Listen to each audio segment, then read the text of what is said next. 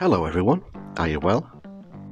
As I was told by Mark from Morrigan's Creations the other day, if you don't know who he is, then check the link in my description, drop him a sub and tell him I sent you. Okay, thank you. Well, he asked me, am I doing anything for October? No, I replied, maybe next year. Then that night, it played on my mind. Next morning, I found myself scratch building a Stompa. Damn you to hell, Morrigan's Creations. To kick this build off, I'm going to need Stompy feet, and it just so happened I had two in my ever-expanding boxes of junk. They're just attached to the robot at this moment. After fumbling around the robot like I was on prom night with an ex-girlfriend, I finally freed Stompy feet and put the greeblies in a cat bowl. And that's right, my cat doesn't eat out of this bowl because he's posh. I attached the base to the feet using the things from a doodah I built ages ago. Extra hot gooey glue was used to attach doodahs to the feet before gluing the base to the doodahs which attached to the Stompy feet.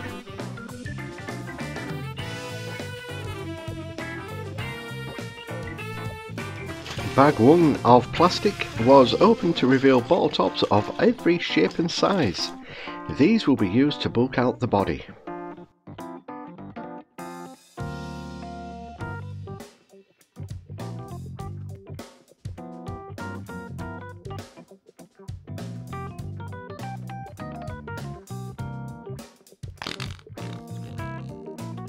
Next came the quarterback's shoulder pads, one on each side to form the shoulders of the Stompa. And if you're thinking this guy hasn't got a clue, you'd be right. This is my first attempt at scratch building one of these, and if you're new here, take pity on me and drop a like and subscribe to the channel. For the neck, another oversized bottle top is glued into place, and that's the basic shape complete. Thank you and good night. Oh, you're still here then? I'll carry on. Cardstock or cereal box cardboard is used to enclose the plastic mismatched tops from Greta Thunberg's Nightmares.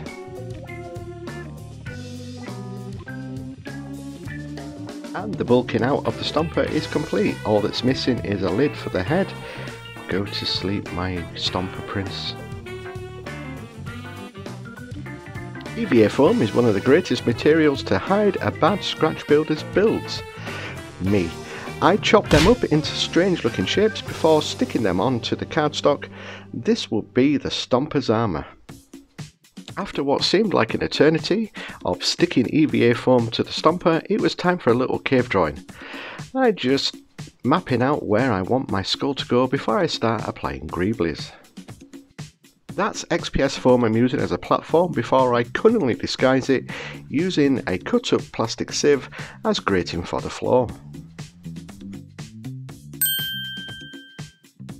Next, it was time to distress the Stompa by using a sharp knife and cutting into the EVA foam.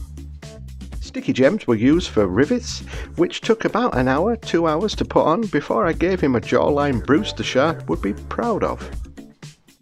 Now I needed my Stompa to see, so I gave him eyes using the greeblies from the cat bowl from earlier. Next were the arms, and I was so into building this build I forgot to film most of it, sorry, but I just used various bits from spray bottles. This blue thing was from one of my posable lights that I didn't use anymore, so I used that for the arms. And since we're over 4 minutes, so the code word for today is Romper Stompa. So if you made it this far without glazing over and want to comment, leave that before you comment so I know you actually watched this far. Next were pipes acting as chimneys on top of his head before more greeblies were added. Here's another bag of plastic that will eventually become 2 arms for the Stompa. It's basically all the bits from inside these spray bottles that I'm going to be using. This is possibly the reason why I love to scratch build, because you can make anything that doesn't look like that thing that you want to look like that thing that didn't look like that thing to start off with. And if you understand all that, you're a better man than me. I attached the arms using some more hot gooey glue before putting on the skull, which was again made out of EVA foam, and it was time to seal the Stompa.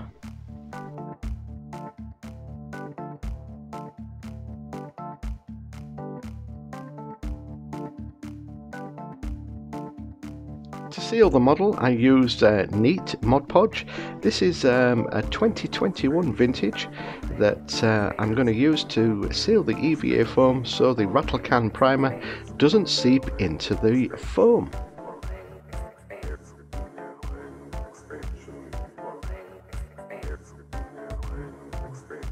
Once the Mod Podge had dried, it was on to priming.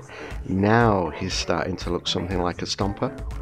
Well, I think so anyway. Look at his cute face, only an orc would love. To create the illusion that it's armour, I paint silver onto the EVA foam and just give it a great big coat. Once that was dry, it was onto the top coat. Once the silver has fully dried, then it was on to the top coat, which will be red. Now I'm a little more precise with this, and I'm trying not to get too close to the edge so you can still see the armour shining through. Once the red was done, then I move on to the skulls, which I'm just using a brilliant white, and also trying to leave a little of the silver showing through at the edges.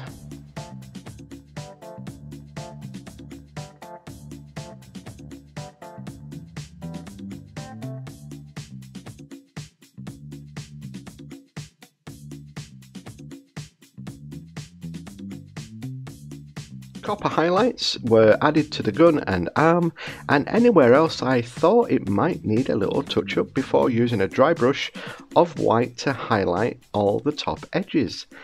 As Morrigan's Creations likes to say, make things pop.